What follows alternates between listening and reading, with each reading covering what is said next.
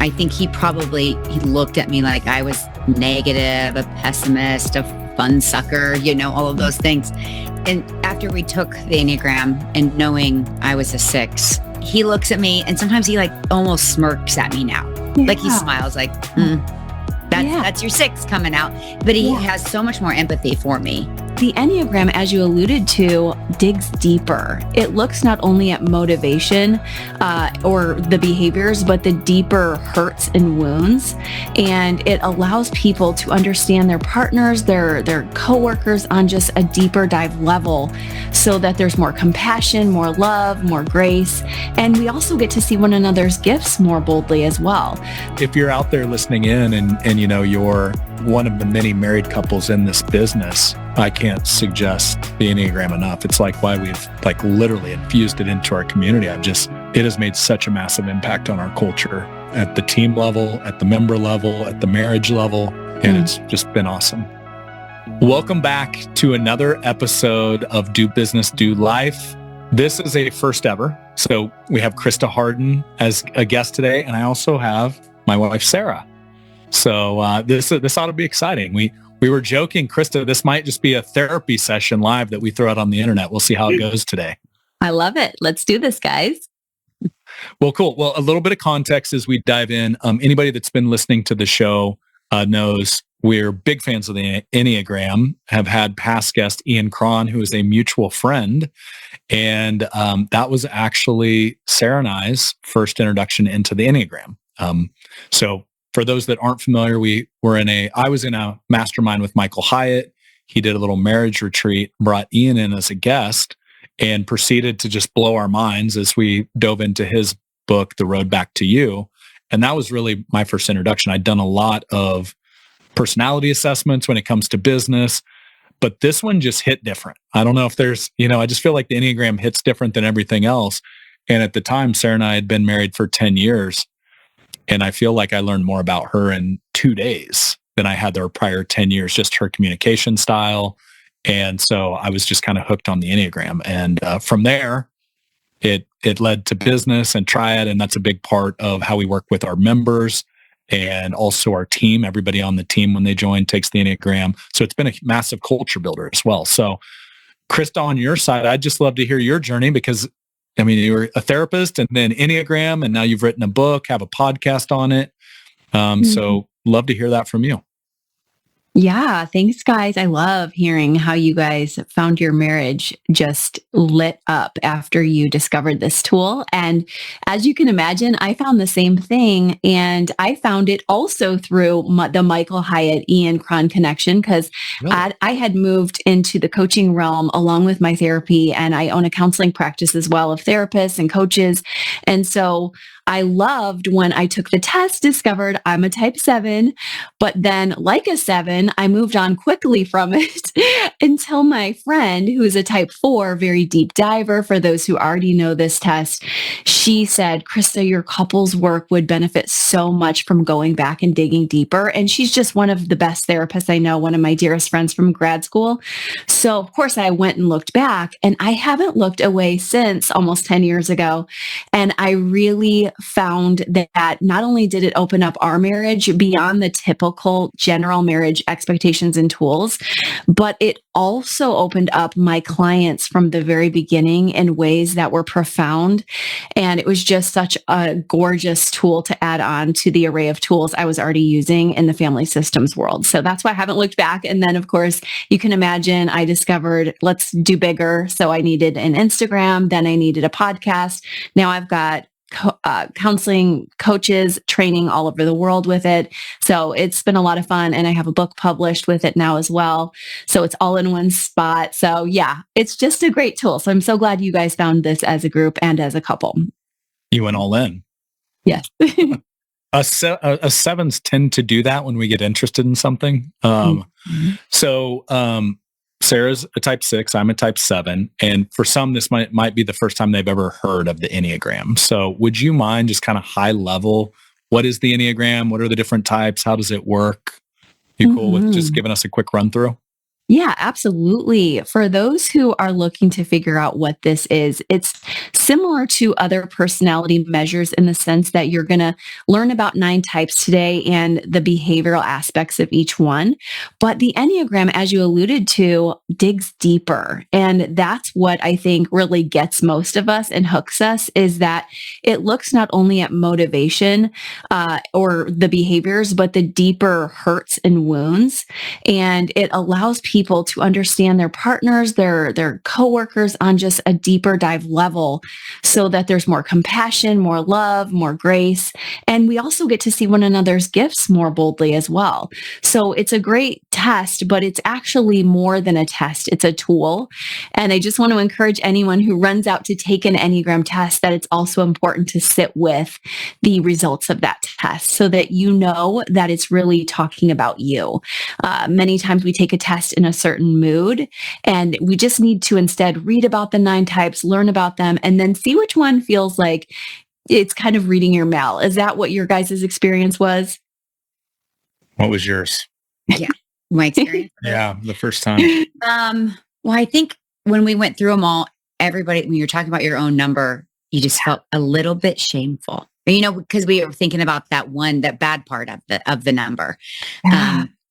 And also when it was sharing of our partners, it was light bulbs went off. I was like, oh, that's why that happens, or that's why he thinks that way or does that thing. Or so, yeah, like you said, empathy. Yes, 100%. That's so good. Not just, yeah, that's him. He does that, but oh, here's why. I love how you said that. And that just gave you that sense for him of even deeper love.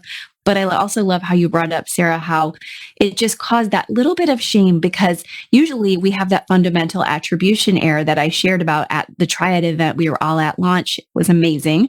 And you guys just really just drank it up because we all get that sense of, yes, I think I'm fundamentally a little bit healthier than my partner most of the time, and that they're just a little bit more messed up than me. And when we look at the Enneagram, we're like, okay, we're all screwed up, but we also all have gifts. Mm-hmm. So that's beautiful that you had a little bit of both of those experiences. Definitely. Yeah. Yeah. The reading the mail part for sure.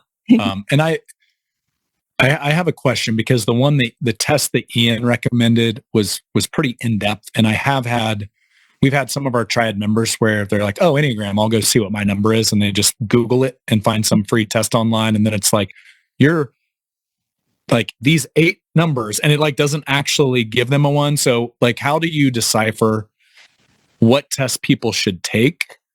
I mean, are there certain ones that go more in depth, a little bit more like a therapist or psychologist would, or are all of them created equal out there? I think that people find the Enneagram in different ways, but a good way to really assess well is to take a test and to find some supplemental reading material to see if it fits. So in that case, any test, but which ones I would say are the best would be Enneagram Institute, the IEQ-9, which Ian Cron recommends. Also, Truity.com. I'm affiliated with them. They test almost 1 million people every month, and they're excellent because they also have some other measures. But I really love their Enneagram because I know, and I think you might have even been referencing this just now, there is a pie chart that comes with it, but it shows you how much you are of each type. And that's a very rich space for any coach to digest with you, because when we find out our clients' least likely Enneagram types, that tells us a lot in the ways they need to grow. And when we see, oh, your top type is an 8, but you also are very high in 1 and 3.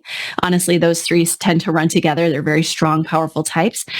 We get to assess further together, or you and your partner can assess further together. Okay, Truity gave me a pie chart. I am going to dig deeper to see which one of these resonates most, which one feels most like my gift and like somebody was reading my mail on my secrets too. Mm-hmm. So yeah, that's what I recommend. Cool. So for those that are now listening in and they're like, Enneagram, what the heck is this? I've never heard of it. It sounds like there's 9 different types. Yeah. Do you mind as kind of a rapid fire? Obviously they can go deeper after this conversation, but like if we go 1 through 9, high level, how would you describe the types? I would say that, again, you will be looking to see yourself in more than one type. So as I think these through with you, allow yourself to see, yes, there's a few that probably settle somewhat with you, but which one settles the most with you? So the type 1 is somebody who refines and really looks at details and wants to make sure that things are improved in the world. You just always see the errors, and it's so good because you help people to notice when things are going wrong. If you're a type 2, you're a giver to the point that you can do it so beautifully that you are shining in the world, but also to your own detriment at times because you're over giving. And so you might know yourself, oh yeah, I give so much and I'm such a helper and that's my favorite role, but it's also a lot at times. Now, if you're a 3, you're also a giver, but your ways of giving are more achievement and goal oriented spaces. There's a lot of heart there, but also a lot of thinking, plotting, planning, and executing. And that can, of course, lead to great results, but also some burnout. And the type 4, also big into feelings like the 2 and 3, that type really does a lot of creativity and a lot of melancholic thinking as well. So somewhat of a brooder, somebody who is artistic and will sit with you in the dark, deep spaces of life. So that might be you. Now, the type 5 is an observer researcher, somebody who really does well to notice what's happening beyond the surface, who's not afraid to hit up against a wall and push through and find out how to get around it through their research and innovation, but they can mentally burn out as well. Now, the type 6 has a huge ability to troubleshoot, to figure out what could go wrong and to plan for it. They're excellent at being loyal to those they love, and they, at their best, have a lot of courage, or they could say, you know what, I'm too worried, I'm not going to do something. The type 7, we know, is joyful, enthusiastic, and loves to synthesize information to make things the most practical. They also love encouraging others, and because they have such a big heart for so many things, can get scattered. The type 8 is a powerhouse, dynamic, also very good at clarifying, good at executing, good at energizing, and also defending others and helping in that way. But of course, in that bigness can block out their soft heart underneath and make people think they're a bit more, difficult than they are deep down, very soft. And then last but not least, the 9s are peacemakers. They're so good at helping others to be thought of. They're extremely thoughtful and good at harmonizing and excellent at diplomacy within a group or family, but sometimes might even leave themselves out a little bit. So those are all the 9 types. I see why you're good at what you do. That was impressive.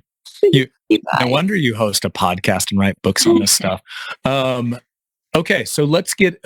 I left a little piece of this story out, so let's circle as to why I invited Sarah onto this.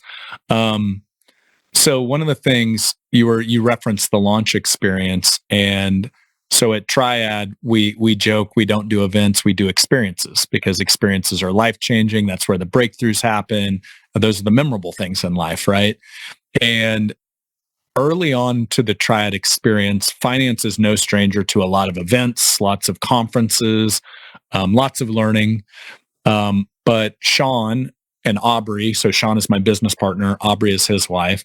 So Aubrey and Sarah get together, and they'd been to a few of these over the years, and they're kind of like, yeah, the problem with your guys' industry is we're basically kind of an afterthought in a lot of these situations, right? It's like, here's Brad and Sean and all the financial advisors. And then it's like, hey, ladies, or hey, significant others, go hit the spa for a couple days.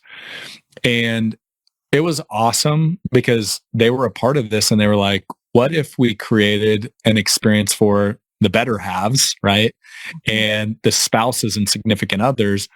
And that was actually how you came into the Triad community, because Sarah and Aubrey put together a better halves, kind of their side of the experience. And they're like, well, let's, the Enneagram's been huge for our community, our members. Let's bring in somebody that can speak to it. And, marriage, business, and it all goes together when you're talking business and life. And so I would love to hear just kind of how that session played out, because we were in a different session at the time, but how did the Better Have session play out? I don't know if Sarah, if you want to jump in because you kind of helped create it, or where we take it from there.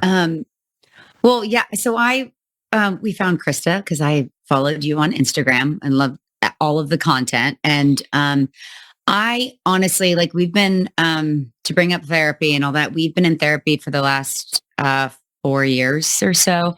And I think being familiar and diving into the Enneagram within that process has allowed us to grow to where we are now. So I think it would have been a disadvantage if we didn't have the Enneagram while we're trying to, grow in our marriage.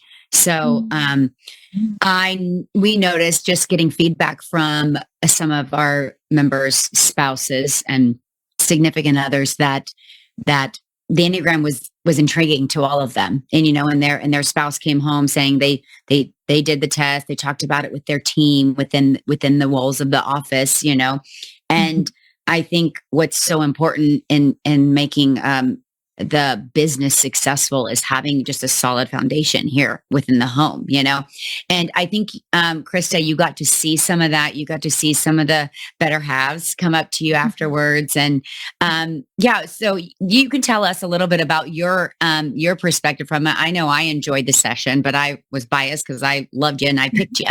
So you're so sweet. Right. And I enjoyed it meeting you guys. You're like, I'm a 7, but I'm also wing 6. So I'm like, okay, this is like perfect. This spoiled the perfect married couple, right? To invite you into the community. Right. And not a coincidence probably in that way that we're like, oh, we understand each other. Yeah. But I loved how at the session, it was just a space for everybody to relax. And I think that that's conducive to even those listening right now. Just if you're struggling to concentrate and focus, even just looking around, how can you make your environment just a little more relaxing in this moment? If you're double tasking or something like that, and you just had such a beautiful place to really give your people a chance to feel safe as they process some of the deepest, most intimate layers of their life and marriage together.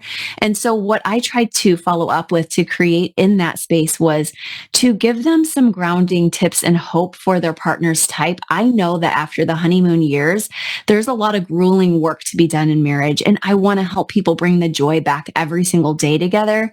So I gave partners chances to really hear that their spouse's gifts or their partner's gifts are truly enriching them, and that they were given a chance to be with people different than them in their partners, their family, their teams, so that they could be more expansive themselves, but that we would never want to change who each of us are in terms of trying to take that route and say, I don't like that you're an 8 or a 2, or I don't want to be a 7, and instead embrace our gifts too.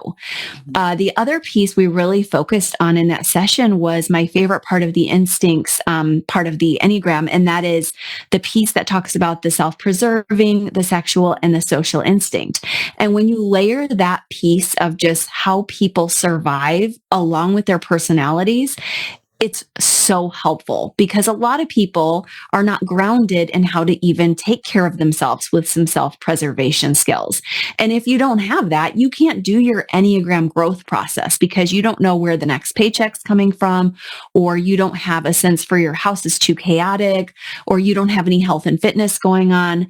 So those grounding levels had to be the first place that we talked about before we could really get into that, like I said, deeper personality work. So we talked about that, the sexual instinct of how to connect together and on a sexual and an intimate level, which includes surprise and which also includes attracting. And so we talked about how to attract, not just at once at the beginning, because we auditioned, we got the part, but to keep attracting each other as partners. And then lastly, as I said, the social, what a beautiful gift as you lift up past self-preserving and just partner to partner. That's great. That's where most marriage programs focus. But how can we serve the world? And I see that as such a big part of Triad as well. I got to really feel that vision that you guys have of helping many people the healthier you are. So that's where we connected. Mm-hmm. Well, sounds like I missed out on some pretty cool stuff. Well, before long, people will be jumping out of the business session to go over into that session, it sounds like. But so your husband, Wes, was there, right? Yeah, he stayed at the beginning and end of my talk. But yes, he came to the whole event. That's cool. And he hung out, like he went to the Legends Night with it, right? Yes. Cool. I'm glad you guys just stayed and hung. That's one of the things we love about Triad is when you come into the community, like we just want you to be a part of all of the experience. What Enneagram number is Wes? Wes is a type 1 social. So he focuses on the social instinct, helping as many people as he can. He's a medical provider, and he really enjoys the detail, the nuance that I talked about when I went through type 1 of helping to find that. But for those who go even deeper in the Enneagram, there's an arrow piece of Enneagram 2, which means I'm not only my type, but I relate to a couple of other types as well. So type 1 goes to type 7 in health. And so he spends a lot of time after these intense medical days of doing fitness and having as much fun in groups as he can. So of course, Triad was just such a blast for him. Good. We're glad he could 7 out at the time. Yes. What's interesting is a 7 goes to the unhealthy side of a 1 in stress, which is like the OCD run around the house and tell the kids to pick up all their stuff, And I've definitely been there before, and Sarah's witnessed that. Oh no. And then a 5 in health, which is interesting, which is probably like the rabbit hole and kind of, withdrawing and not needing to be at every party. So one of the cool things back to doing business and doing life, in our industry, it's really cool because there are a lot of husband-wife teams to where they're married, but they're also working together, which creates a whole nother dynamic, as I'm sure you've experienced before in your therapy sessions. I'm sure you've run into that before. In your book, you have a section where you talk about numbers like a 1 married to a 1, a 1 married to a 2. Maybe we start to dive into that, because I think there's a huge part of that could be helpful to the listeners out there, because there's a lot of family dynamics in financial services practices. So where do we start? I don't even know. There's a lot of dynamics going on there. Well, there's 45 possible pairs. So I love, like you guys said, you're a 6 and a 7. And the question everybody always asks me is, what are the good ones? And I know I got a bad one, And instead, I try to talk about it both in the book and always with clients, even this week, many times, is we have a lot of different stages of a relationship. And I do use the term glow to talk about them.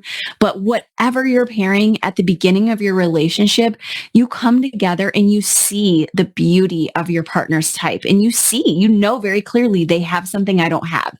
As soon as they get into your heart, you're aware, oh my gosh, and your friends and family are saying, they're bringing you to life in a way I've never seen before. They're healing you. Let's use type 9 as an example. They are people who I said struggle to find their own voice because they're so caring about others. And usually their partner is excellent at bringing that voice out. And I just absolutely love to see my 9s get thought of. And yet after a while, as we all know, the honeymoon period ends after a few years, usually about 5, and partners start to feel the harder pieces. We've seen each other's stresses, usually with the onset of children. There's more stress as marriages incrementally go down in the bell curve of satisfaction in those years. They go back up after the kids leave. But we also know we love our kids. It's just that moms bring so much to kids. It detracts from the marriage. And then often dads are doing other things to try to bring up money. And so even with the dual income families, you're just seeing a lot of strain. And so what really matters in those years is that you're not alone, that your parenting is not bad, and that everyone goes through what I call throwing shade or shadows, and some even darkness. And so that's when I usually see my couples, is at the beginning of the darkness or somewhere in the middle of it. And they're like, do we belong together? And the good news is, once you figure out how to get those instincts back in order, are you doing your self-care? Are you doing your sexual instinct well together? Are you balancing out social giving, or do you have it all backwards and you're trying to give out everything first and you're trying to have fun together before you've even taken care of yourself? Once we can align those things back with a healthy system, it's just easier. It's so much easier. People want to spend time together because they each are getting rest and self-care. They want to have date nights because they know that they're going to be more pleasant. They want to give together because they can see, once again, we do have gifts, but we've also had these shadows, and that's normal, and everyone has them. And of course, between the 45 pairings, this is what got me excited about Enneagram work for couples. there's so many more tips that are going to be nuanced for each one. So whereas the amazing work of John Gottman, emotionally focused therapy, some of the therapies you've probably done, internal family systems, these are amazing and they have their place, but they generalize. And the Enneagram in the 45 different pairings gives us the ability to say, oh, for this person, they like a direct confrontation. Right away, right now, they're reactive. Sarah's type being a 6, they want to solve it as quickly as possible. They don't want to be thinking about it all day and perseverating on it. But somebody else's type, like a 9, sounds familiar. I love that. A type 9 is like, I need to think. I don't even know what I'm feeling about this. I have no idea. I've never even given it thought before because I've been too busy thinking about what you need. And so I'm going to need some time. If you really want to know what I think and you don't want me to be stubborn and passive aggressive, I'm going to need to go away for a bit. And as you can imagine, if we didn't have this lens, we wouldn't be able to do that. So we can talk about a few of the types if you like, or you might even have some other questions because I shared a lot there. No, I think it'd be really beneficial if we went that way. I will say, going back to the best marriage types, right? I guarantee you there are some 2s out there that will argue that they are the best pair. Yeah. Give, you know? Yeah, how does that? I'm trying to think how that would work with 2 2s married to each other. It'd just be like, no, I'll do this for you. No, I'll do this for you. Sounds pretty amazing, actually. Yeah. It is, but there's a desire for attention. And so I think we can talk about it. The best and easiest way is to think about the 2s, 3s, and 4s are heart types. Those 2s that we talked about caring, and then we said the 3s care, but they do it through achieving. The 4s care through these deep dives. Anytime you're in a marriage with a heart type, they want and seek a lot of attention. So if you have 2 of them, they're like, I want to be the center. No, I do. So they have this beautiful understanding when they get past that shadow season that, oh, we both crave attention because we both probably had some shame, neglect, even felt neglect, even little t trauma neglect, just things that hurt us along the way. And now that we know that we both are in the same boat with that, we can attune to each other's needs a lot more than we used to, and also feel okay about having our partner do that with us. So it's really beautiful to see heart types together because you guys caught it. They actually can work together really well all day. And that's not like some of the other types. So there's nothing wrong with couples who need some separation through the day, but most heart types like 2s, 3s, and 4s, any combinations together, once they find their stride together and learn that they both need a lot of attention and time and love, they can work long periods of time together. Usually I recommend 6 to 10 hours of quality time together per week for couples.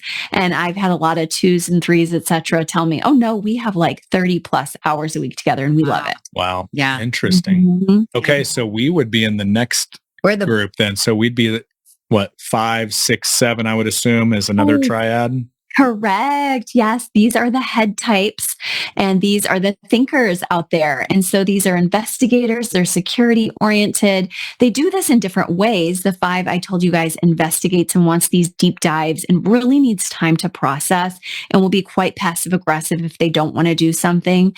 And, I've learned over the years with working with 5s that sometimes if they don't say anything, that means they don't like it. And so there are different strategies that each of these types will use. The 6 is more reactive, as I alluded to. They want to get it out there and it just to be known. And they're passionate and they really need dialogue and they need to know that the undercurrent is not going to get them later. Like, okay, we just kind of did this halfway. No, we need to do this all the way so we don't just run up into more trouble later. So they have a really great way of safeguarding, but sometimes they can extend out so far into the troubleshooting that they could negatively chain bad things that could happen. And then the 7, as we said, being so busy, it's liable to get lost. I was just doing some work with a 7 this morning, and it was really beautiful to see the way that she was trying to grow, but it was also frustrating to her 8 partner who was noticing some of the growth was being bypassed by just saying, I don't know what's deeper. I don't want to go deeper. And 7s, when they do go deeper, they hit negative emotions. So you're hearing me say that all these types really seek security in different ways. And when they know this about their partner, there's a sense of, oh, okay, if I make you feel safe, then we'll be healthier as a couple. But if I don't make you feel safe, there's very little chance. So this goes for 5, 6s, and 7s paired together, who kind of part of you knows this intuitively, but when you really learn the Enneagram, you're like, oh yeah, I know it even more. But also if you're married to a 5, 6, or 7, no, they're not going to be able to do anything with you unless they feel safe. And you guys can tell me if that's true for your marriage and something you've noticed over the years. Oh yeah. I think feeling safe is huge for me. Yeah. Mm-hmm. The 7 side, it's interesting. As Sarah said earlier, we've been in couples therapy for, was it 4 years now? Almost. Nice. Or maybe over. I don't know. Right around there. 2020, no, actually, yeah, coming up on 4 years. I think that was our Valentine's Day present to each other in 2021. Which, sweet. Yeah, we've got a whole nother episode on why entrepreneurs should be in therapy. So go check that one out. But the interesting thing about 7s that you brought up for me, we avoid pain. We'd rather have fun. And it wasn't too long into therapy, and it's like the old reframe, which I think we're masterful at.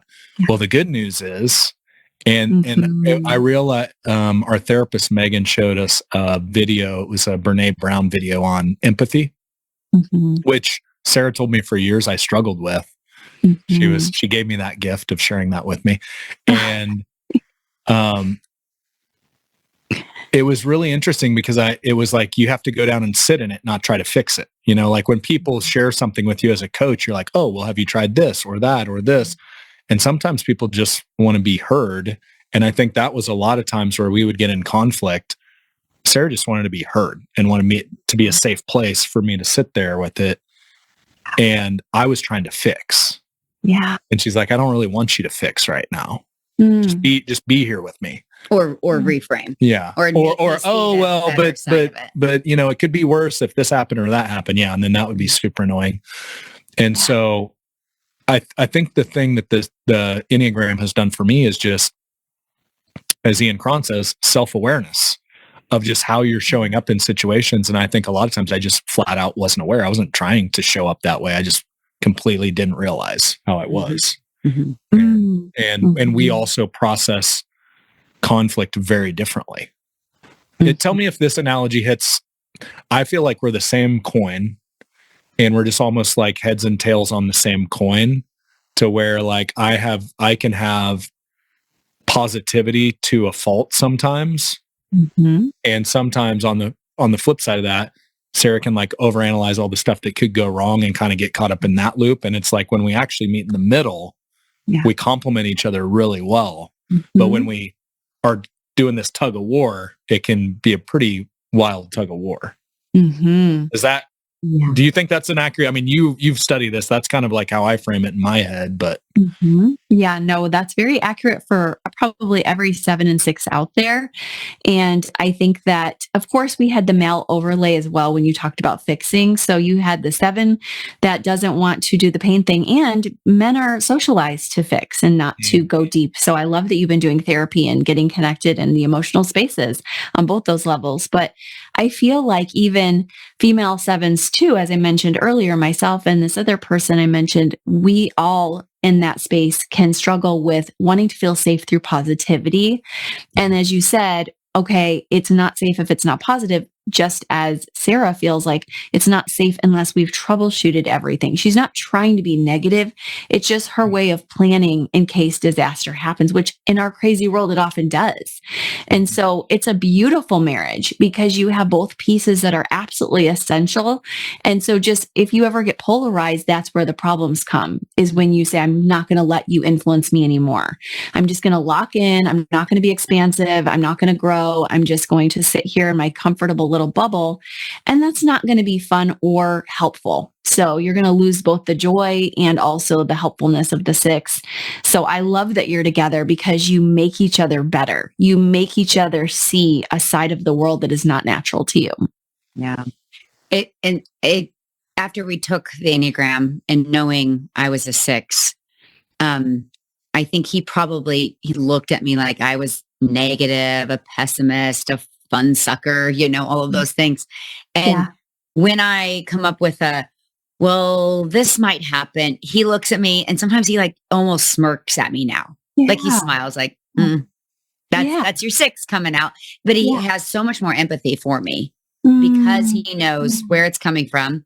And I, on the other hand, believe it or not, sometimes I take a deep breath before especially with my children, always saying, well, I don't know if we could do that because of this, this, or this. And then dad's like, sure, we can have a slumber party, So I want to be the fun parent sometimes too. So I think to myself, okay, we don't always have to look at what could go wrong. Let's go with the flow. And I think he has helped me with that. And knowing and identifying my number has helped that as well. Wow. Oh, that's beautiful. Yeah.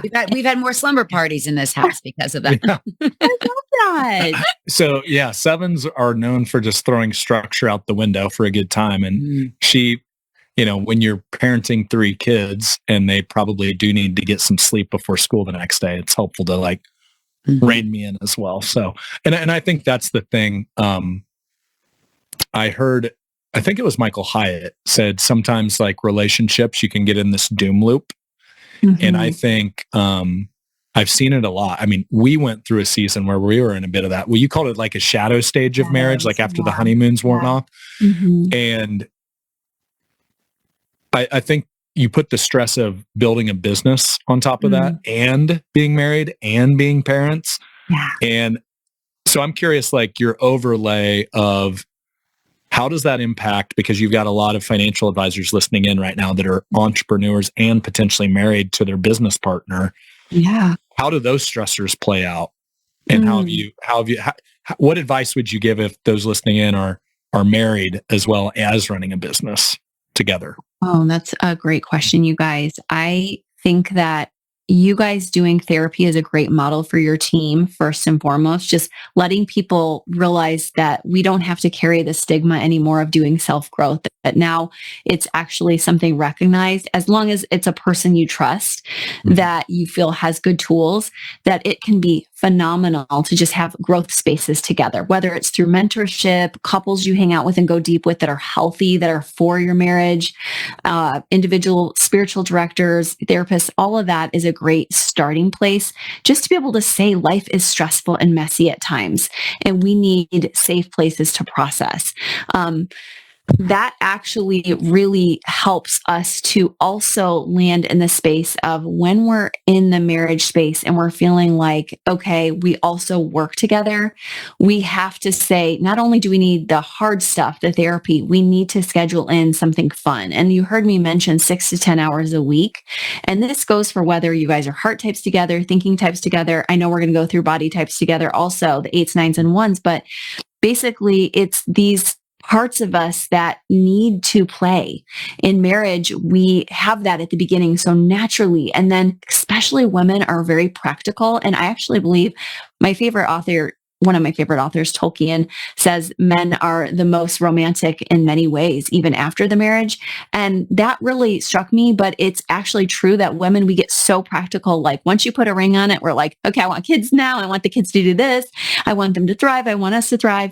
And we can lose some of that sexual instinct romance. And that can come out if you give yourselves a special sacred time every Tuesday night for you guys, or maybe it's every morning you have a walk and then one time a date a week, but anywhere you can fit 6 to 10 hours for you and your partner that's not about the business is so healthy and helpful.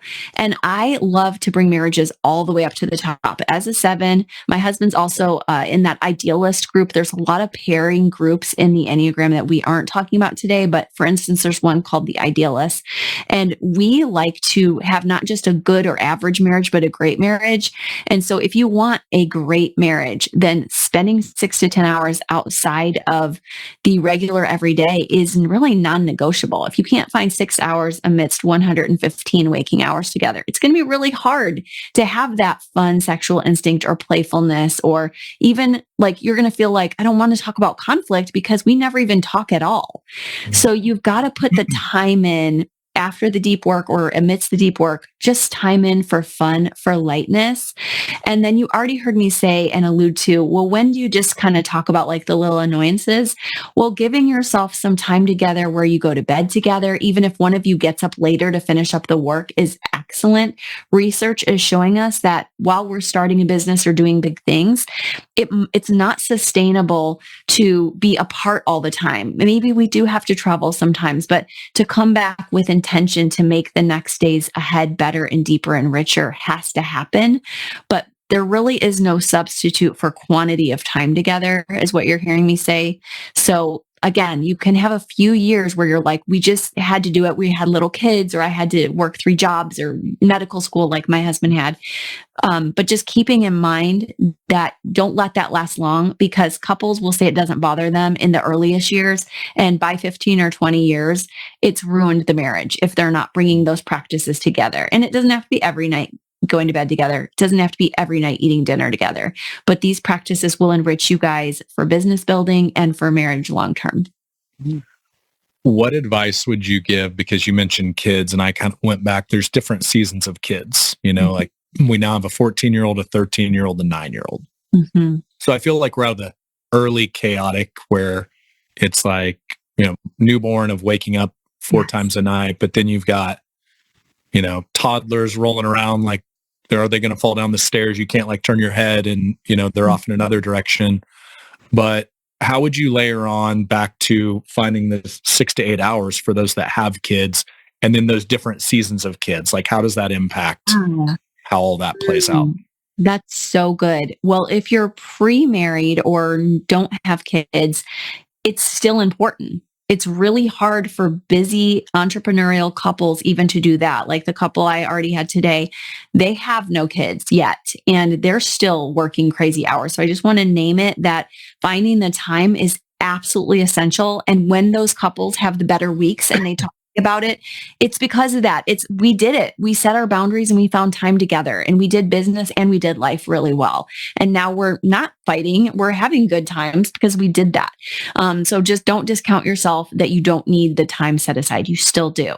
And you could be like, if you're a 7, you just want to be free with that time. You don't have to always be structured same restaurant. But as far as the little kid years, it will be harder. Sometimes you'll have to cancel, and that will be frustrating. And that's where grit and discipline develop. But you will need to at least do the at-home dates and trade with friends and in-laws, anyone who can help you, people at your community center church. They will help you. There's people that we found, godparents, just so many different people stepped in, friends that exchanged. And it was absolutely necessary. We watched the couples who made it do that with tenaciousness, and the couples who didn't make it didn't do that. That's where affairs come in so much easier, because there's people at work who are fun and they're not as bogged down by everything. So you've got to keep doing the rhythms, even though you'll fall apart sometimes. You'll need a lot of grace. And then you really named the middle marriage season that I'm really passionate about in these days. Of you do have the older kids, but by the time they're 13, 14 and up, etc., it gets incredibly busy. And by the time they're seniors in high school, you're always on the go. So you have to decide to do a lot of that together and decide it's not just going to be the switch. I remember my calendar showing it's not only, and you guys have several kids too, but like, it's not only that there's 2 in different directions, there's 3, and we're outnumbered now.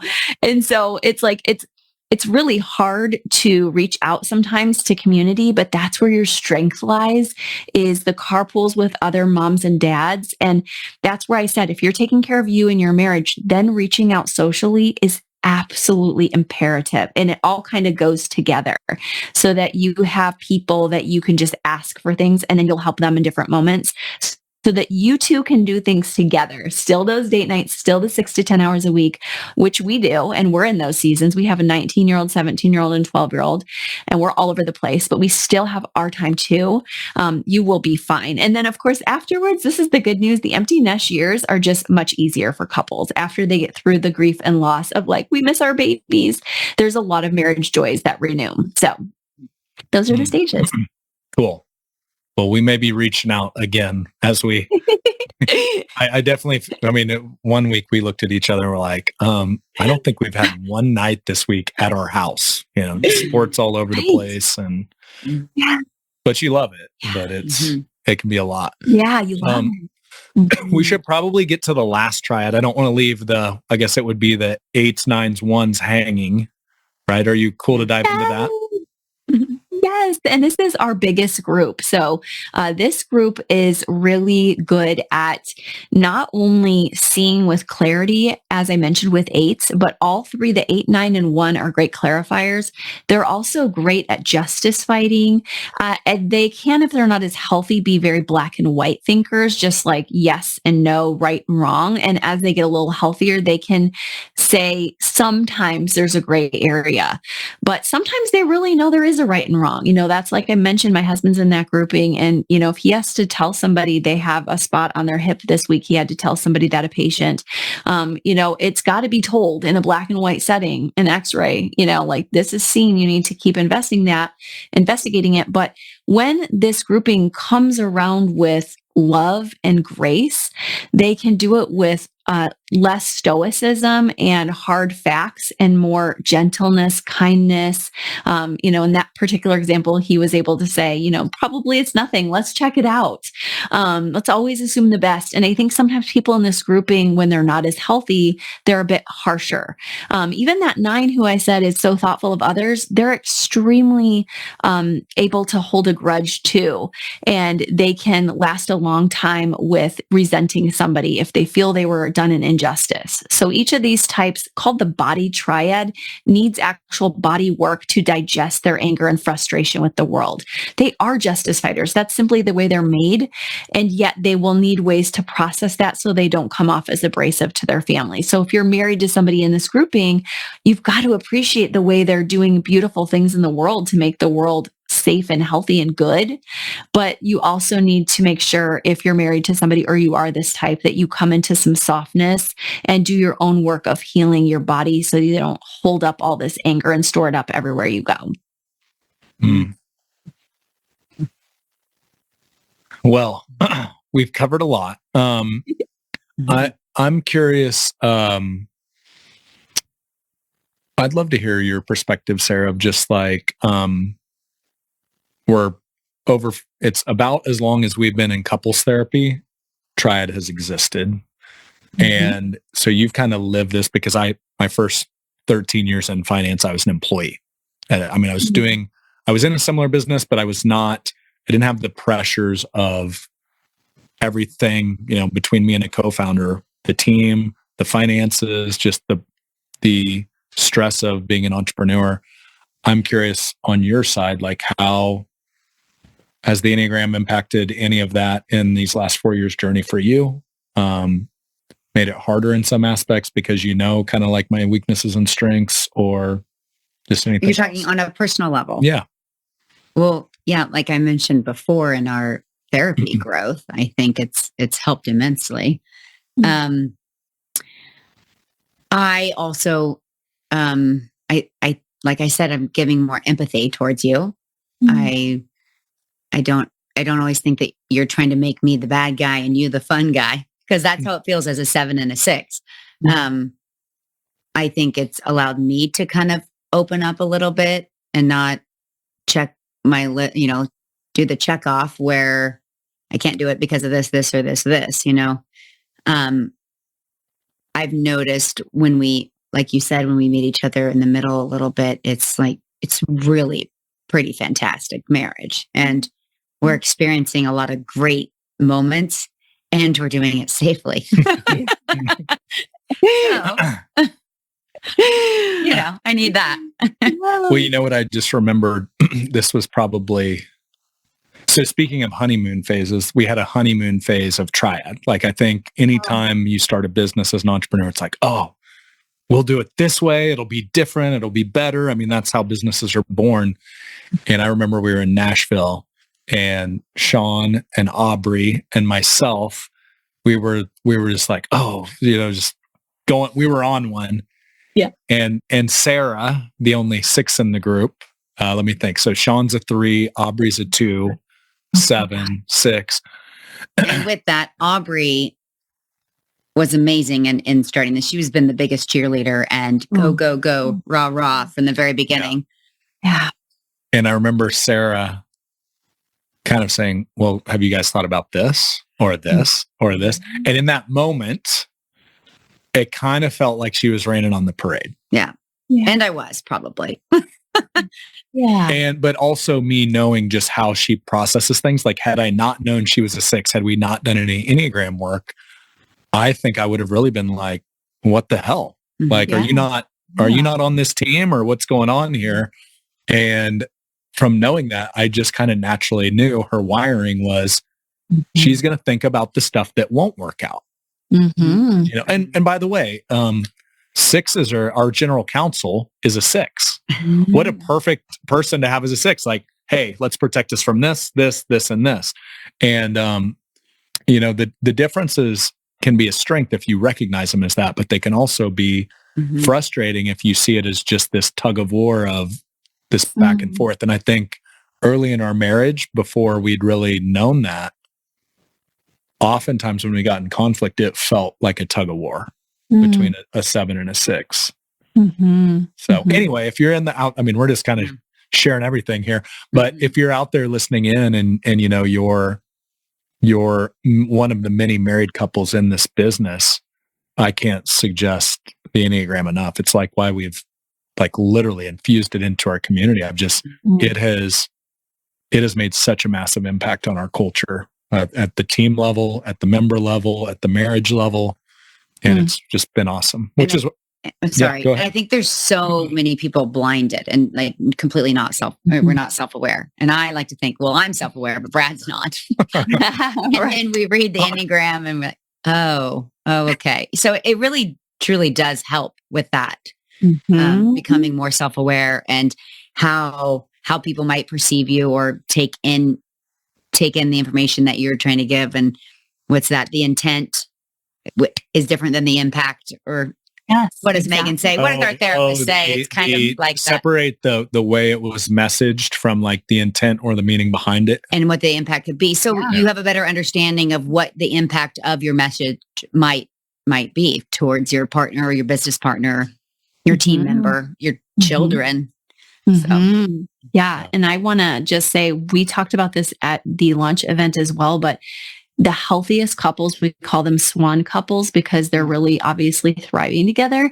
They tell healthy narratives about one another instead of that fundamental attribution error of I'm healthier. So like you said, the Enneagram gives you those wings to actually look and to see, wait, how are they healthier? I can't see it right now. And it's like, oh yeah, this is what I'm going to tell myself. So that's usually what I have my couples do, including today, is let's stop those stories short when they start to run off. And just come back to breath work, take that nice deep breath, give yourself a time to pause and remember what your partner is actually doing to help you, like you did with each other, Sarah, when you're saying, oh my gosh, I really love that he brings me the fun. I need this. Positivity helps with neurogenesis, with brain growth, with everything good I want for our kids and family. I want them to trust. And, you know, Brad, you're like, I actually have some healthy pride around my wife's gifts, realizing she cares so deeply and she can celebrate and be emotional after we've secured that things will actually be good in the long run. So I love that you got to both see that and do that about each other. Yeah. Yeah. And I will say, back to the Enneagram and Marriage, your book, I love it, the segment of diving in, like 2 pages of just like mind-blowing stuff of just a 6 married to a 7. And you can go right there to what your spouse is and who your partner, and just it's dog-eared. You're watching on video right there.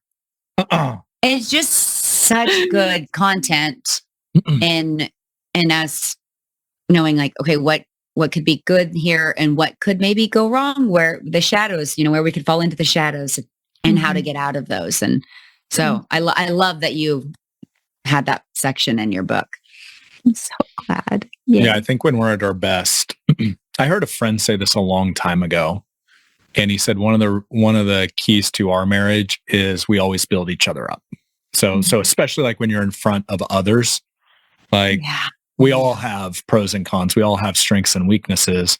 But if all you ever do is focus on where your spouse falls short, especially if you're doing that in front of others, just like cutting them down at the knees, Like that sure is not going to be a great playbook for a long-term marriage. And we've had friends tell us, like, you guys actually do a really good job of like shining the light on each other. And we've also gone through seasons where we didn't. 100%.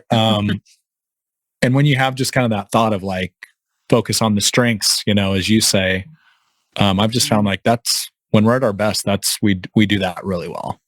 Yeah. And you have any advice for couples out there that are maybe going through a tough season? It's like, at some points, it's like, it's tough to actually find the good stuff when you're just like kind of surrounded and in one of those doom loops.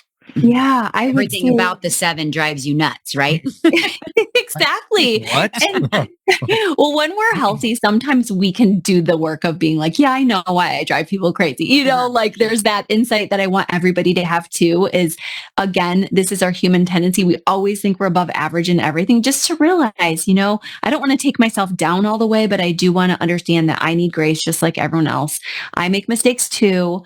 But I really think the big thing is to realize I do need to know my partner's weaknesses, but I don't need to focus on those all the time. And I need to use the 5-to-1 ratio. This is the best ratio in all of the general marriage work, that when we do see something that feels like to us it needs correction or at least acknowledgement about our partner's weaknesses, that we would use the 5-to-1 positive to negative ratio.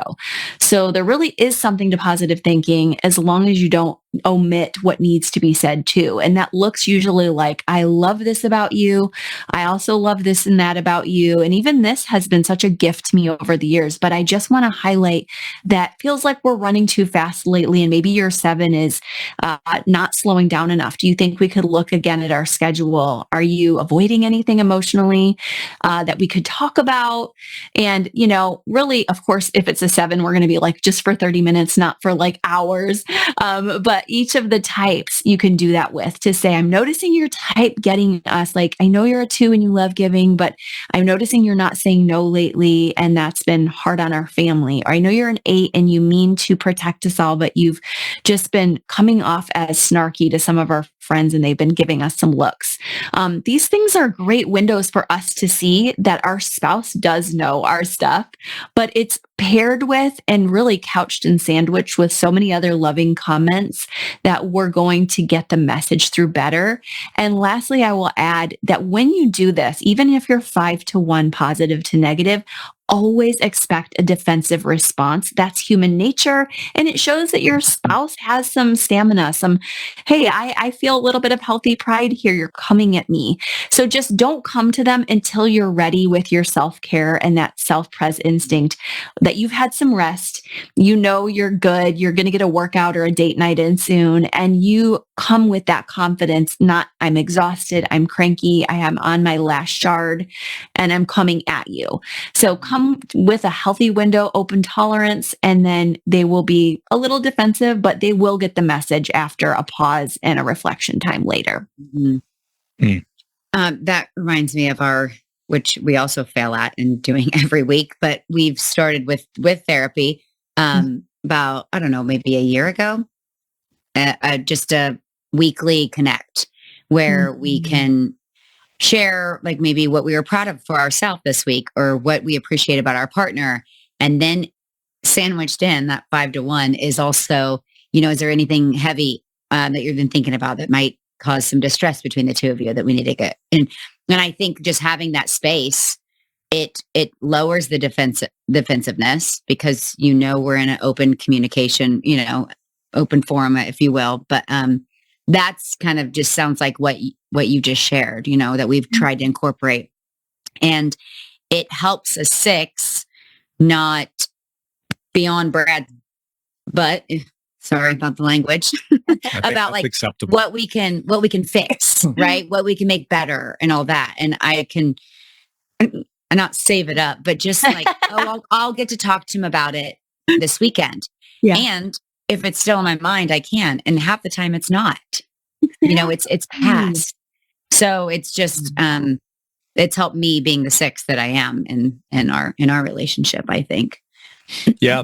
The Sunday check-in is what we call it. And I remember at one point we had the feedback question as the very first one. You remember that? And it was kind of like, so let's sit down and have a talk. Yeah.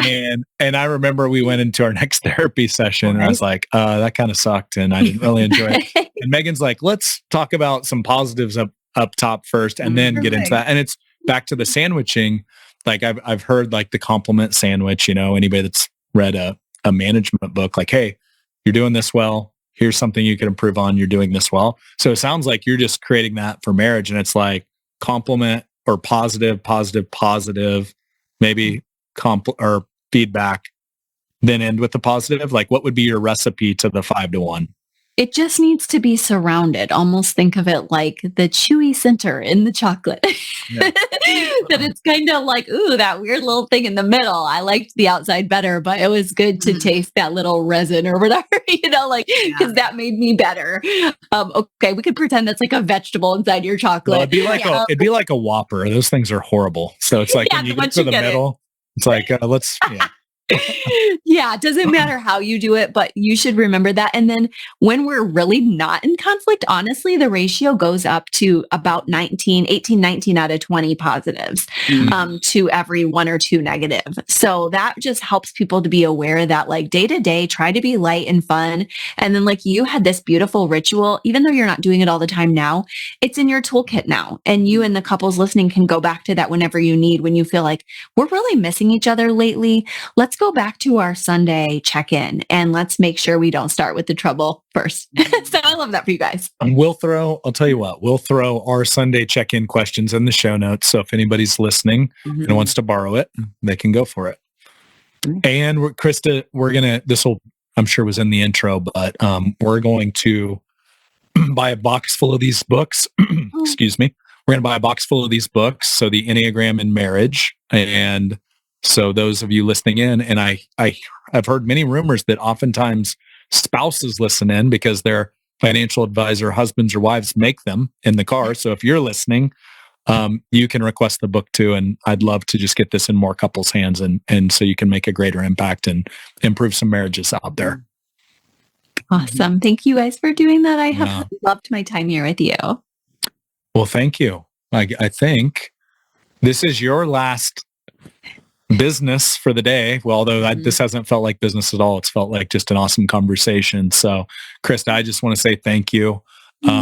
Thank you, Sarah, for finding Christa. This was all Sarah, and I'm glad you opened that IG account. It's paying off. And thanks for pouring into the Triad community. And I have a feeling we're going to have some better halves probably asking to bring you back. So we'll probably be in touch. So thanks so much, Christa. I've really just enjoyed every minute. Thank you. Thank you for everything. You guys too. It's been a delight. Thanks for sharing your beautiful glow out there. All right. Till next time. We'll see you.